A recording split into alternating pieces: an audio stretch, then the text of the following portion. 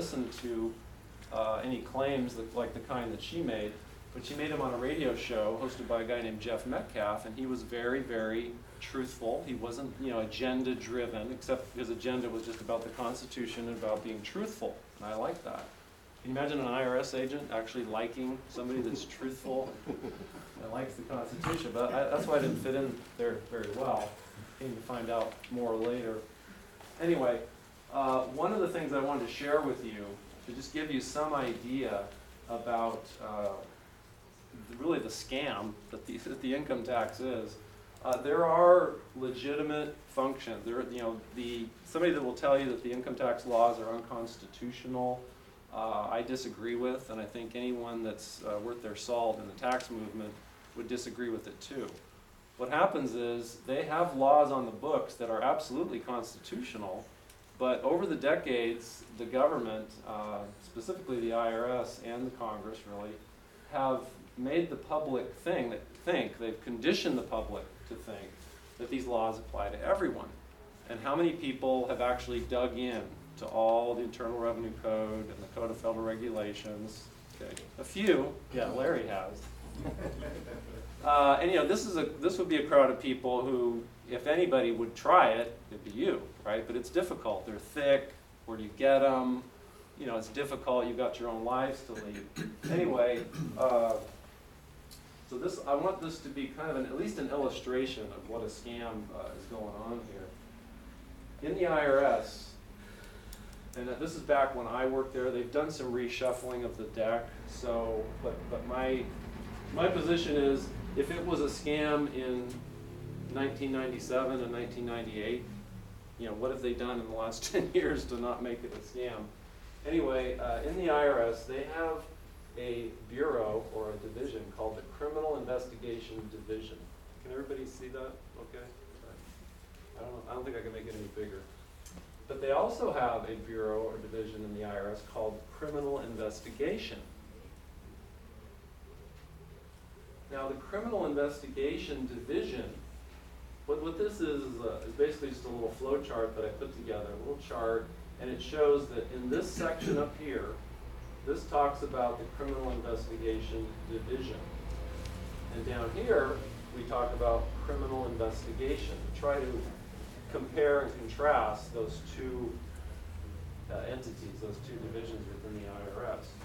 So I do have it, I try to make it a little bigger, I think, in the future slides. All right, so notice that I have these little numbers here. I got IRM 1132 and IRM 1134. Well, the IRM is the Internal Revenue Manual, okay?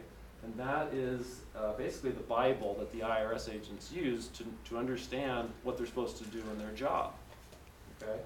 And so back when I worked at the IRS, before everything was digitized, we actually would have a book called the Internal Revenue Manual, and it was huge. And you'd have different parts that would relate to what you did. So the Criminal Investigation Division that I work for used Part 9 of the Internal Revenue Manual. So within Part 9, you have these Section 1134 and 1132. They're two distinct sections of the Internal Revenue Manual. Now in 1132, there's information about the Assistant Commissioner International. And in 1134, there's information about the Assistant Commissioner for Criminal Investigation. So keep that in mind, 1132 versus 1134. We're going to compare and contrast. So, in IRM 1134, which deals with the Assistant Commissioner of Criminal Investigation, notice that, and what I did is I took this wording verbatim from the Internal Revenue Manual rather than having you read from the manual, but I'll show you the manual pages in this section. The criminal investigation mission is to foster voluntary compliance.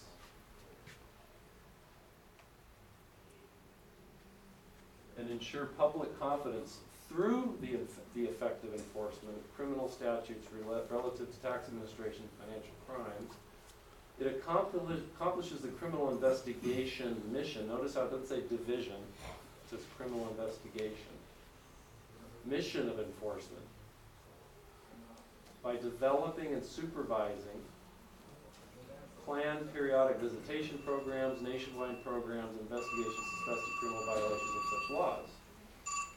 So what they basically are talking about studying here, doing studies, statistics, and evaluating what someone else is doing. And you'll see that more clearly in a second. And by the way, so this is just to show you, you can't see it very well, but that language comes right out of the Internal Revenue Manual. I made copies of that before I left. And same, I mean, the language is right there. It's not me making it up. All right, so then we were talking about 1134 with the Assistant Commissioner of Criminal Investigation. Now, wouldn't you think that a criminal investigation component of the IRS would be headed up by someone, Assistant Commissioner for Criminal Investigation? Wouldn't that make sense? Well, look, there's this other guy, or could have been a gal, that's called the Assistant Commissioner International. And they have descriptions about the mission of the international functional responsibilities. And look at this. There's a criminal investigation division that's underneath the Assistant Commissioner International.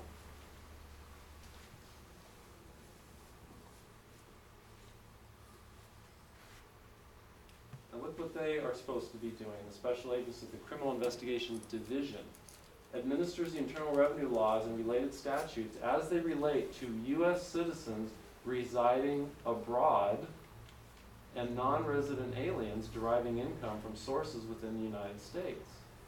Now look at how much more, running and gunning kind of description goes on here for these guys that work internationally. The Criminal Investigation Division enforces criminal statutes applicable to income, estate, gift, employment, excise tax law involving United States citizens residing in foreign countries and non-resident aliens subject to federal income tax filing requirements.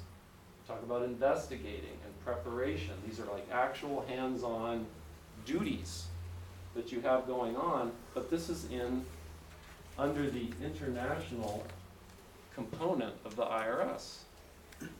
So why is it that, and again, I just want to show you that that's really what it says in the Internal Revenue Manual.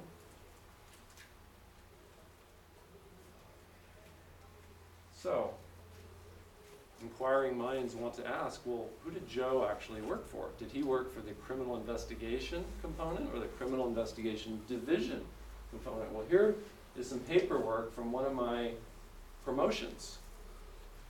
And I was promoted, where does it say that? See where it says grade 12, step 2. Okay?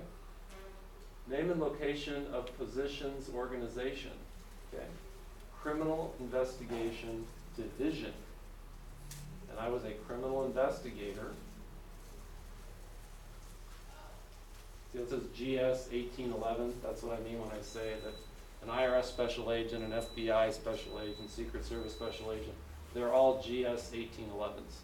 So the federal government views criminal investigators of all these alphabet soup agencies as the same. So I worked for the Criminal Investigation Division.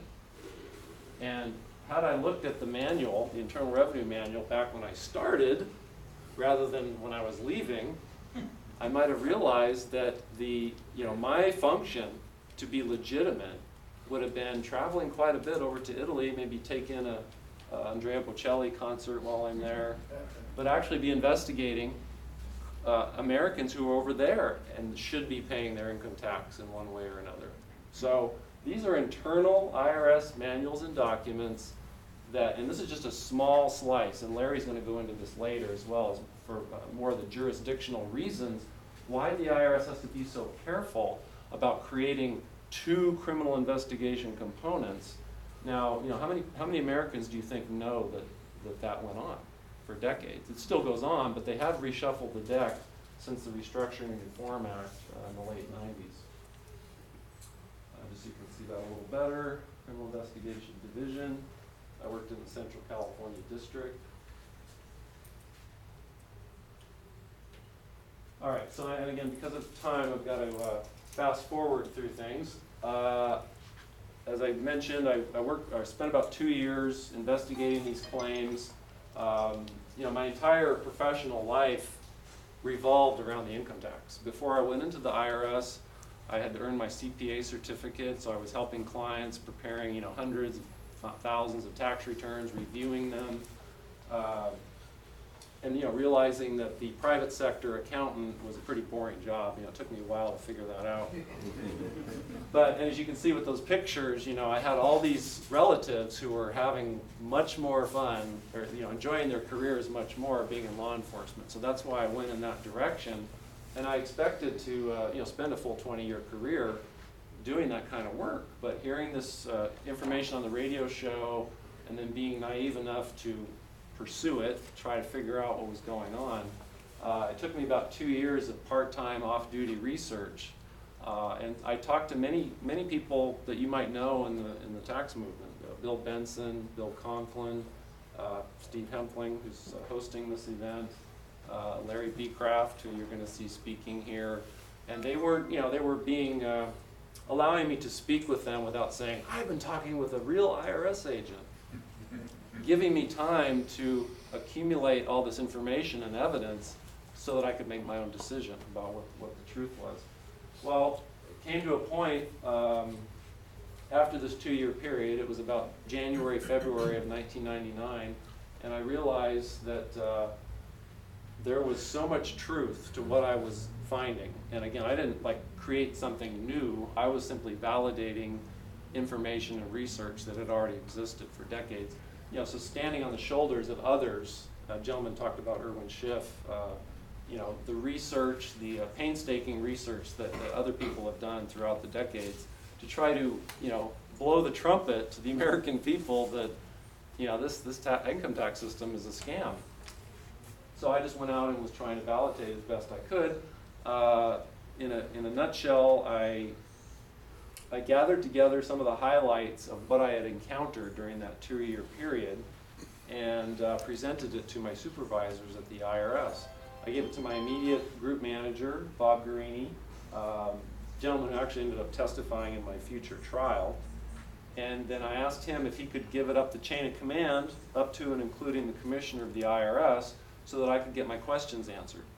And I didn't call up the media and say, "Hey, I've got this report and I've sent it up the chain of command," and make a big deal about it. I went in and did what I believed was my duty.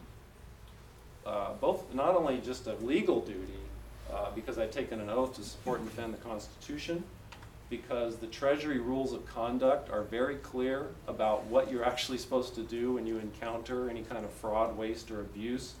The IRS commissioner at the time had actually sent a memo to every IRS employee and said, if you encounter fraud, waste, or abuse, you're supposed to report it. You're supposed to speak up. So I absolutely was doing what what they were telling me I was supposed to do. I realized in the back of my mind they're probably not going to like this too much, but I'm sincere. They trust me to carry a gun and a badge around, even on airplanes, because this was prior to the Patriot Act. I was flying to Atlanta, doing all kinds of investigations, Arizona, and you could fly armed. And this was before all the freak out that occurred after 9/11. So I gave my report to my supervisors, and they looked at me like I had two heads and told me they weren't going to answer any of my questions, and told me to hit the road, to just get out. And I did. I thought that would be the safest, because not that I was afraid for my safety or anything, but basically I had a pretty good reputation. And you know how it is when you encounter someone who has a good reputation, you tend to believe what they have to say. But if they have a bad reputation, you're like, I don't think I believe you. So I had a good reputation and I wanted to keep it. And I felt that I trusted basically the people I worked with, but I didn't trust the agency. After all, I was learning about all their dastardly deeds. So I did go ahead and resign in February of 1999. Can't believe how long that's been. For about 2 years, 2000 and 2001, there was quite a bit of media attention, and certainly not mainstream. I didn't get any call from Tom Brokaw or Peter Jennings or Dan Rather. But there was a lot of internet attention. Eventually it led to a New York Times article an appearance on 60 Minutes 2. I don't even know if they have 60 Minutes 2. They have, the 60 Minutes, the main flagship, and then they have 60 Minutes 2. So Al Thompson, my client, and I were on 60 Minutes 2. And I'm pretty certain that once the attention got to the point of mainstream media, that's when the government had had enough. Because if it gets to mainstream media, then that means that mainstream people are learning things. And when you get to that point, I can tell you, it can kind of slide downhill from there. Because at that point, the IRS is thinking, that old saying, this town ain't big enough for the both of us. This Joe Banister guy can't be going around saying that the income tax is a scam, and yet we're the IRS and we're enforcing and administering this tax. Somebody's not telling the truth. Well, we know that it's got to be Joe not telling the truth. Couldn't be the IRS and the status quo. So in 2001, I found out shortly thereafter that the IRS started a criminal investigation against me. And fast forwarding to November of 2004, that investigation culminated in an indictment against me and my client, Al Thompson. And they had a huge bunch of stuff going on here, but basically, as it applied to me, I was indicted on 3 counts of preparing a false amended tax return and 1 count of conspiracy. And that was in November 2004 when the indictment came out, and I got arrested by my colleagues that I used to work with.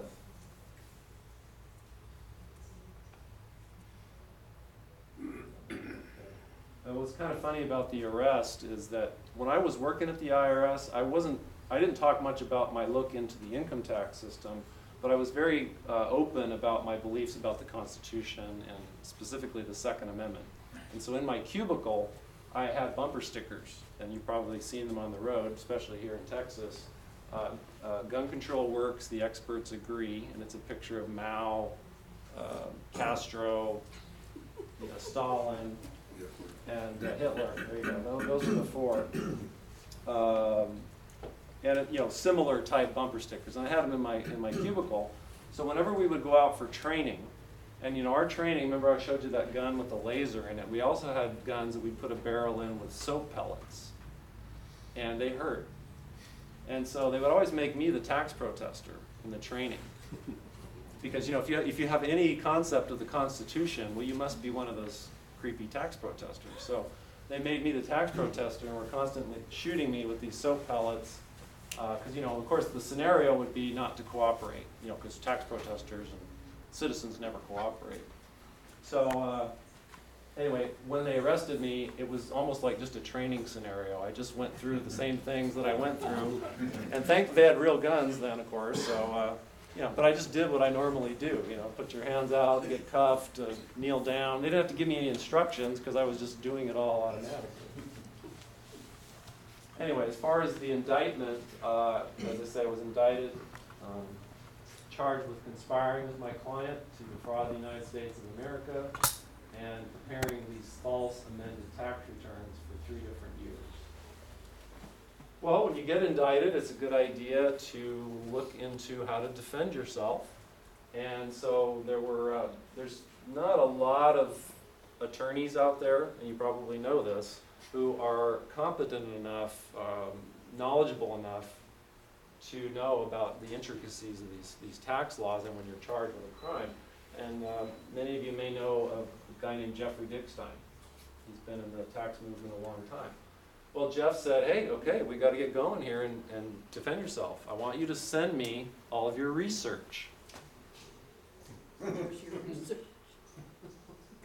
So I sent him 18 boxes of my research. Now there was some duplicate copies that went into that, but it was taller than him. So at least he could tell that his client was serious about defending himself. Again, got to run through things quickly because we've got a lot of other great speakers here. But some of the highlights: the prosecutor, he tried to disqualify one of my defense attorneys, and Bob Bernhoft, who's going to actually be speaking to you later today for a few minutes. They tried the Friday before the Monday when the trial was supposed to start. The prosecution filed a motion with the judge to eject Bob Bernhoft off my defense team. And I had 2 defense attorneys, and it, necessary to have 2 heads on that, and they tried to get rid of one of them. And thankfully they weren't successful, but here we were ready to take the weekend, working 24 hours a day on preparing, because the trial was just around the corner. You know that feeling you get when you're preparing for a test and you wish you had started earlier? It's no different. So we had to fight that, and typical strategic dirty tricks to make you fight some other alternative battle when you want to concentrate on defending yourself. But they had a 28-year veteran IRS agent, and he got up on their witness stand, and incredibly, I wasn't surprised because I knew what I prepared. I knew that it was all according to Hoyle, that it was verbatim from the law. When I had to reference certain law sections in the tax returns. And yet this 28-year veteran, he gets up there and boasts about how long he's been doing this and everything he knows, but he couldn't point out a single thing that was false in the tax returns that they claimed I prepared falsely. They had government witness after government witness, and they would my attorneys told me kind of unusual, because sometimes they don't want to ask a question. They won't like the answer, or they're not sure what the answer will be. But in my case, they were, after looking at all the evidence, those boxes I showed you, they were so certain that I did everything, just like the accountant would, and perfectly, that they could ask these open-ended questions and just go right to the heart of the matter. So they would ask them, did you see any conspiracy go on? Did you ever see Al Thompson and Joe Banister talking about X, Y, or Z? Did you ever see any documentation? And witness after witness after witness said no. And they even asked the special agent, the guy who came and arrested me and did the investigation, did you see any evidence of a conspiracy? And the guy who studied my life for 3 years said no. So the jury is just, why are we here? Why are we here? You can't bring a single government witness that point out anything bad or criminal. But not only that, the jurors actually told me after the trial that they said, Joe, how come every time the government brought something up, it made you look so good? I said, well, a lot of what they brought up was actually my own work papers. Accountants, they have a lot of backup for what they submit to the government because they might get called on it. And so the government actually subpoenaed all of my work papers. So a lot of the evidence they used, I guess because they had nothing better, they had no other game, they tried to put up these letters that I wrote on behalf of my client. And the jury's like, wow, I wish my CPA would go to bat for me like that. So it just totally blew up in the government's face. I think I mentioned this before. The case investigator, which would have been Sean Breslin, the special agent that I used to work with, he testified he encountered no evidence that the IRS was ever impeded, impaired, or obstructed. We called only one witness, who I mentioned earlier, Bob Guarini, my immediate supervisor at the IRS, as a character witness. And his testimony was videotaped, interestingly enough, because the moment that we disclosed that we wanted to call him as a witness, he had retired from the IRS and he was going to be on a plane to Iraq to work for the Inspector General's office. Have you heard of the double dipping, where you do your career, you get your retirement, and then you go work somewhere else? Well, he was doing that, but his assignment was to go to Iraq and monitor the government contractors, and you know how much fraud is going on over there with all the wars. So we had to literally, Dick Stein had to fly to DC and depose him and get a deposition before he got on a military transport plane for Iraq. And you can imagine trying to do the deposition in Iraq. It would have never happened. So thankfully we got it in time. I heard, found out after the trial, not one juror ever voted for conviction during any of the deliberation polling. Have you ever been on a jury or know how that works? They're going to take a poll. Where are we at? Does anybody think he's guilty? Does anybody think he's innocent? Well, no one ever had to be convinced, that I was not guilty. And then one of the two prosecutors didn't even show up for the verdict. made me wonder, you know, what they saw ahead of time that, all right, so how are we doing on time? We're still doing all right. All right, well, now this is an interesting thing that came up in the trial, and it was completely, we weren't prepared for it at all. I'm going to try to give you a little background, and hopefully it'll make sense. When you're an IRS special agent, you know, obviously you do your investigation, you write a report about your investigation, and then you're going to, if it's worthy of being prosecuted, you have to find a prosecutor. Well, the Department of Justice has a division called the Tax Division, and their focus, their expertise is tax, is income tax primarily. And so, while I was working at the IRS, you know, and I was actually doing work, doing my cases, I had a particular tax case that involved, there was a need to get a Department of Justice Tax Division attorney that would prosecute the case that I investigated, okay?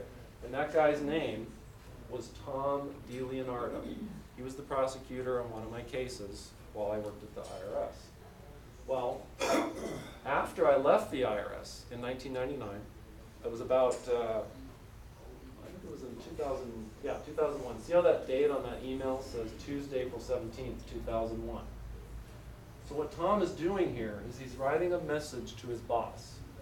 And the message that he's writing is that he and I encountered each other at the San Jose IRS office about 2 years after I left. And, you know, he recognized me, I recognized him. Of course, I had already become this, you know, pariah. He was well aware of it because everybody in the IRS and the DOJ were certainly talking about it. So we come to face each other there at the foyer of the IRS building in San Jose, and we talk, you know, how are you? But then he said, you know, it's really too bad that you decided to give up what you had and hang around with all these greedy people. So his mindset was that people like us adhere to these beliefs or look into these beliefs because we just are greedy. We want to figure out some way to not pay our fair share. That was his mindset. Well, my response was, Tom, you got me all wrong and you got my friends all wrong. I said, yes, I'm sure there are people out there who do, you know, they just want to find any excuse to not pay tax. But there's also a really large group of people, and the people that I like to hang around with, who realize that this is a principled matter, okay? The property that we earn every day, it's ours first, right? I mean, even the communists will probably agree. It starts out being ours, so there has to be some mechanism that makes it theirs. And there are principled people that are like that, and so it's wrong for you to assert that it's just all about greed. That's myopic. It's just wrong. So I said, maybe you can do me a favor. Maybe you can resolve this issue, this disagreement we have. You still work for the DOJ, Department of Justice. You work for the Tax Division. You have connections to people who are very knowledgeable about this topic. So why couldn't you arrange for someone in the DOJ, either yourself or someone else, to meet with me or with anybody you pick, anybody out of the tax movement that's an honorable person, and let's hash these issues out. Let's get down to business. And if we're wrong, if we're greedy, it'll come out real easy, won't it? Because you can start drilling us with questions, or we can drill you with questions, and the people that are lying will get fleshed out, right? Well, I saw him that day. We parted company, shook hands. He went back to DC. And I thought that was it. Okay, that was back in 2001.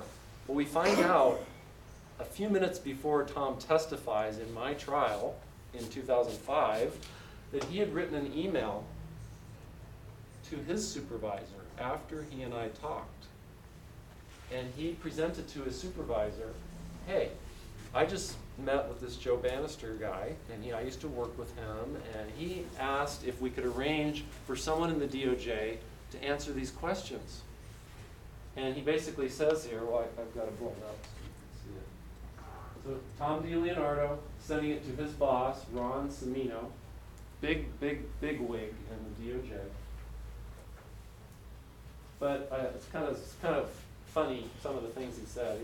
his, meaning my associates, are mostly notorious illegal tax protesters who would most assuredly be disruptive and uncooperative.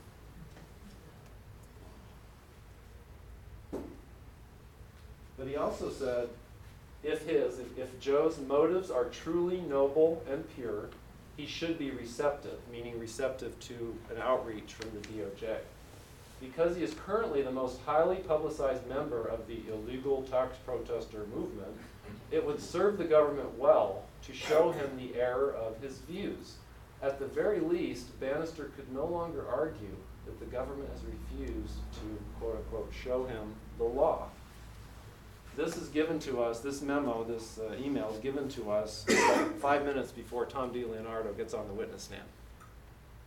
So I have to, really quickly explain to my attorneys what I just told you over the last 10 minutes to show them how amazing this piece of documentation really is, and how to show that this guy had a direct line to a guy named Ron Cimino, who was the chief criminal prosecutor for all tax crimes in the entire western United States.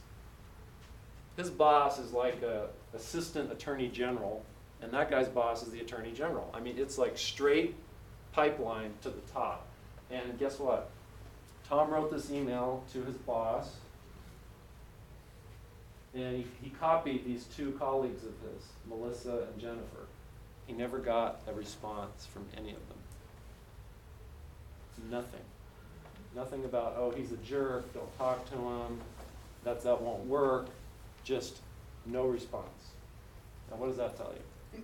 Well, you know what it told the jury? They're trying to hide something. It's trying to hide something, but it also told the jury, it just re-emphasized how sincere I was about trying to get an answer, and how recalcitrant, these DOJ and IRS people are. And I mean, any reasonable person can put these kinds of things together. 2 + 2 = 4. So I'll kind of go through this quickly, but basically just the flow chart showing how Ron Cimino, where he stands in the Department of Justice. And he got promoted after this to a higher level in the DOJ. He's now this might have been like a year old, maybe he's even higher now. But he was a Deputy Assistant Attorney General for criminal matters. He used to be down here. Now he's up here. So not answering emails can really get you higher up in the DOJ. That's how much territory he was responsible for. And Joe, just to clarify real quickly, I'm sorry. When you left, it was Janarino. When you got charged, it was Eric Holder, right? No, let's see. Or no, I don't think Holder was under Bush. That's yeah, right.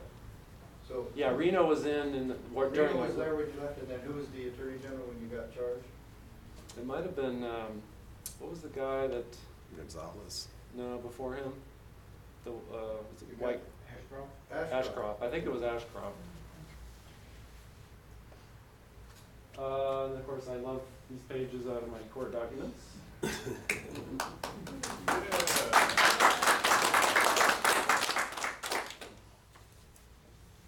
And I love these headlines. Now, when I was indicted, I mean, Katie barred the door. There was so much publicity about what a jerk I was. When I got acquitted, you had to go to page 28F. But the Sacramento, let's see, this was LA Times. Jury quits ex-IRS agent. That was, pretty middle of the road headline, but I love this one.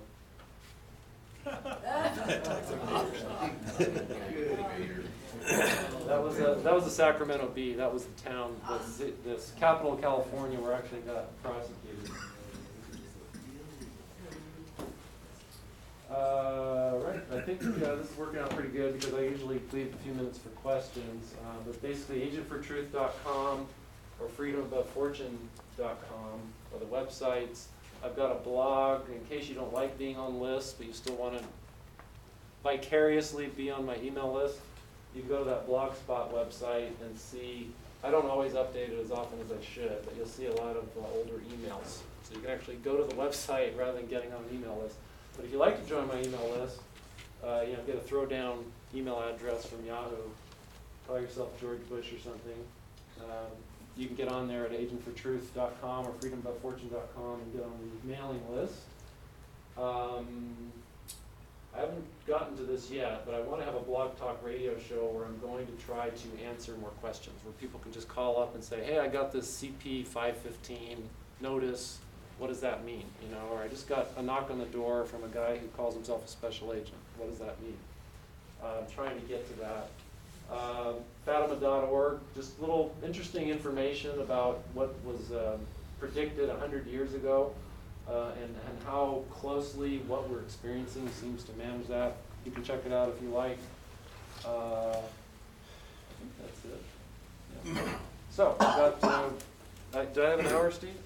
So I basically have 10, 15 minutes for questions, and hopefully we'll have 10 or 15 minutes worth of questions to answer. Yes, sir? Is it even possible to get a hold of an IRM? Yeah, most of the IRM is available online. It is. Yeah, if you just type in, Internal Revenue Manual, it'll probably come up. And the thing is, they do, they're careful about what they put out, and they play games with what's available, but there's still a significant amount that's there. And of course, if you see something that's missing, if you get good at determining what's there and not there, you can certainly FOIA and dig to get, what's missing. But there's quite a bit that's available right on the internet, which is better than 10 years ago. Yeah, it's at irs.gov/IRM. Okay, there you go. It's easy. And Part 9, by the way, is a criminal investigation division. So if you're looking at 9 dot something something something, you're going to be dealing with criminal stuff. Is there a handbook? Is that what they call the handbook? The handbook was that, like when I was there, in the old days, it was a book. And you would use that for your reference. And then every so often they would give updates. But the Special Agent's Handbook was a portion of the IRM. Yes. Yes, sir. John Rowland. Hey, John. Jeff Dickstein wrote a book, which we have online at constitution.org, in which he argues that compensation for labor is not constitutional income, subject to taxation. What do you think about that argument? I'm completely in agreement with it. Are you talking about judicial tyranny and your income tax? Yeah, Jeff wrote a book. I don't know if it's not in print, but you have it available at a website? And it's on constitution.org. Constitution.org.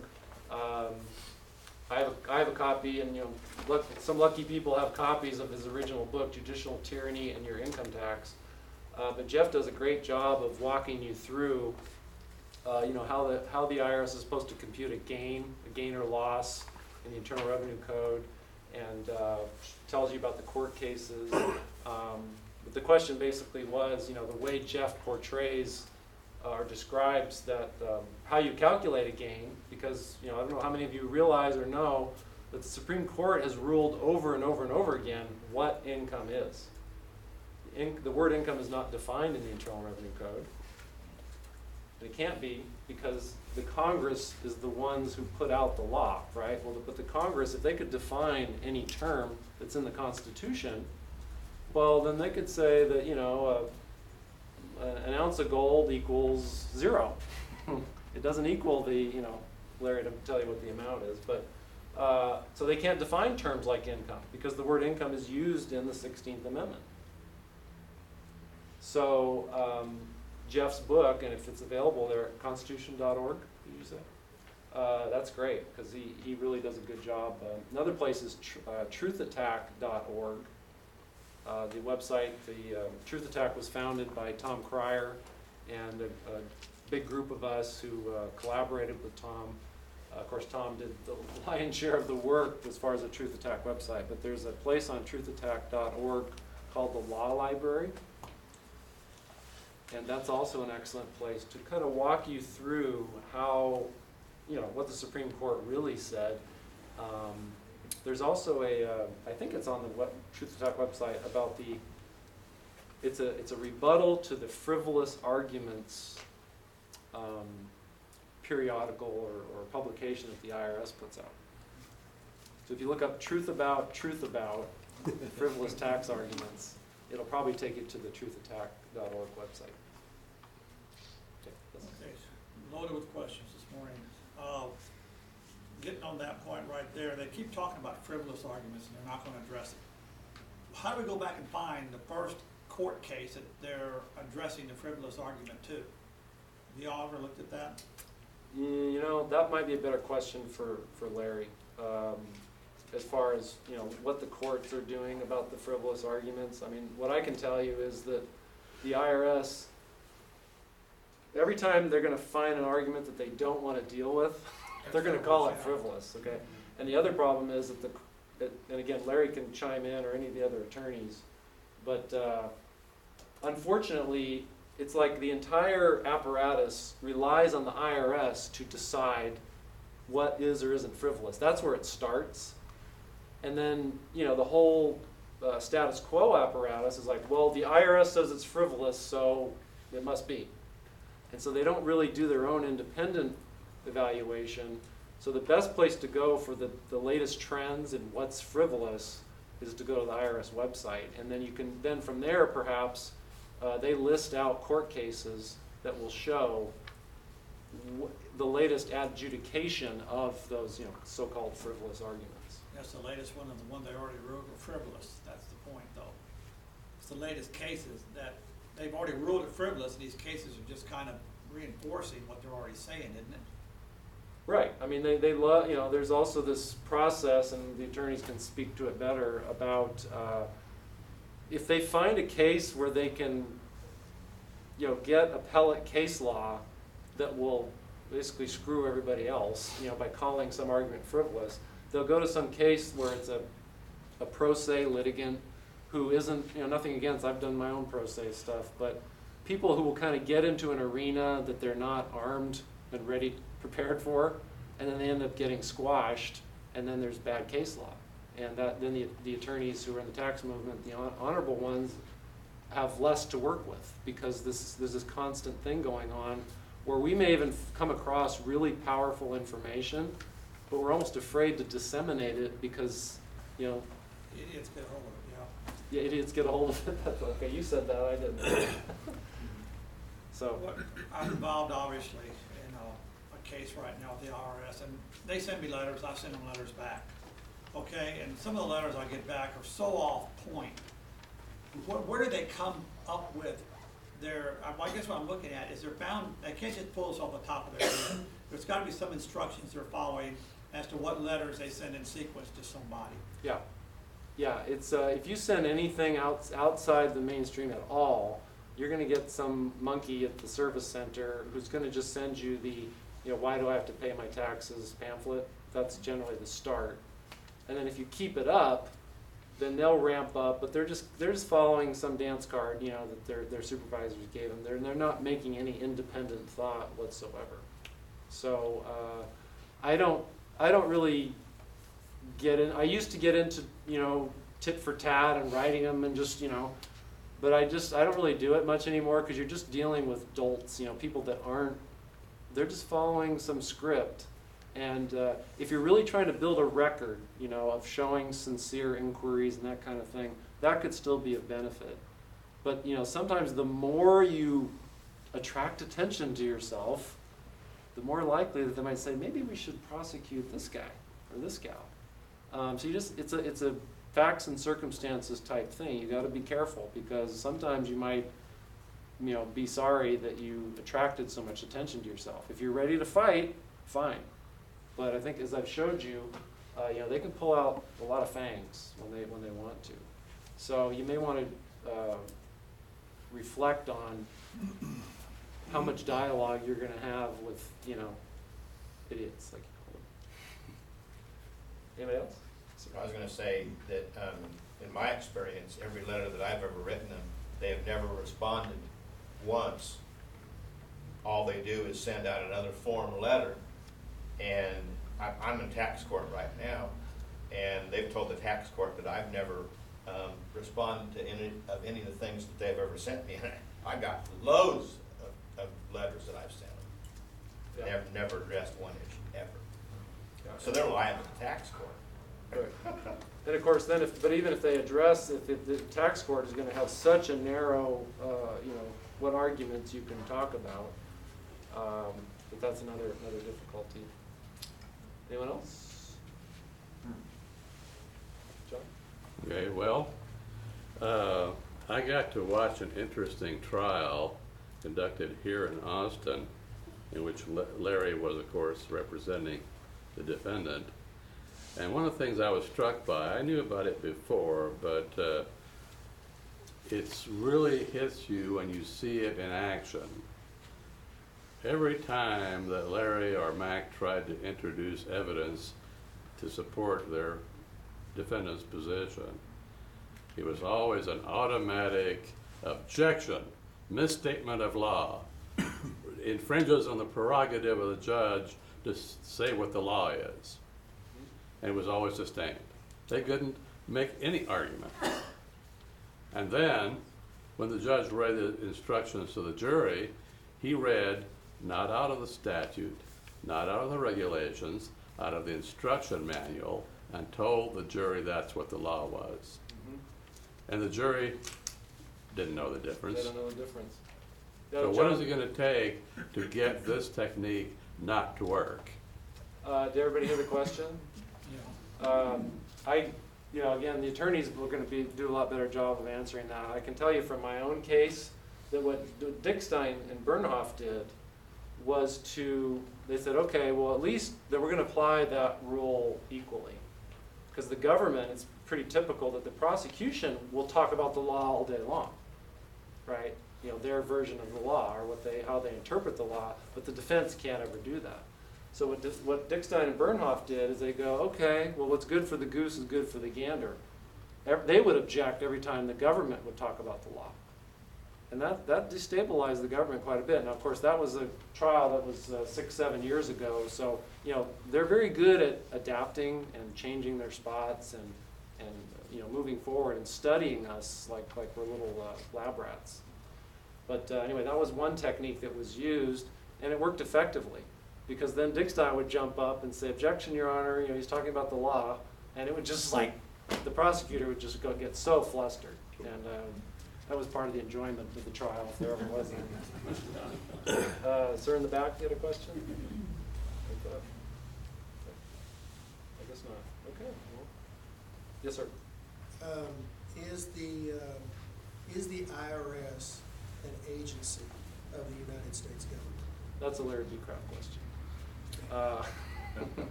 I think it basically is. It's just that its limitations are so narrow, and its authorizations, whether it be through treaties, you know. But Larry can go into those details, and I'd rather not get wrapped around an axle trying to do my best for it. You know, I think that they have so much illegitimate parts to them. And I always find a core, but it just applies to a non-resident alien, you know, or an American working abroad. And I think that's the main part of the scam, but perhaps Larry can dig even deeper than that for you. You know, just ask him. Yes, sir? Every time Erwin Shub asked for show me the law, they gave him an extra day in jail. Yeah. Yeah, it's not there's a lot of harrowing aspects to you know, standing up and talking about these things. And I mean, Erwin is really, I mean, been hammered, you know, probably the most out of any of us. So I don't know what to say about that. I mean, you know, except that each one of us has to judge, you know, what we're capable of doing and what we're capable of enduring. And I've endured a lot more than I thought I could. And I've also been very fortunate because I've been surrounded by very knowledgeable, courageous people. And you're lucky, you're fortunate to have those, you know, quite a few of those people right here in the room today. So I would always urge you to surround yourself with, you know, the most reasonable, courageous, you know, careful thinking people that you can. And they're out there, you know they're out there. You probably are one of them because you're here. You're trying to learn, you know, the facts and the truth. So I'm not giving up. So hopefully none of you are either, and you'll spread the word out to people who didn't show up today. We'll make Austin an even bigger hotbed of freedom. Thank you very much. This Okay, will one be more on question? YouTube. Okay, thanks. All right, thanks, everybody.